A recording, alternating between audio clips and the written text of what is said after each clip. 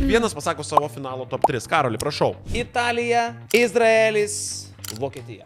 Kas laimės objektyviai, aš sakau, kad Eurovizija laimės Švedija. Okay, Eglė. Kas manau, kad laimės? Čia ne mano, bet kas manau, kad laimės. Tai Tai supratom. pirma vieta Austrija, antra Švedija, trečia Prancūzija. O mano top 3 tokios Austrija, Latvija ir Azerbaidžanas.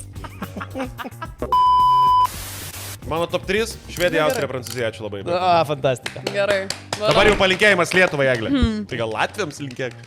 Ne, palinkėsiu Lietuvai. Nu, biški, apsiraminkit ir daugiau palaikykit.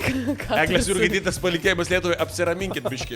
Jeigu heitinat ką tarsi viešai, tai atrodo durniai. Taip, o aš netgi noriu palinkėti savo, irgi apsiramint su komentarais apie katarsi. Ramybės, tiesiog. Ir iš tikrųjų tai apsiraminkime visi. Taip, visas šiek tiek rimties. Taip. Ypatingai tu.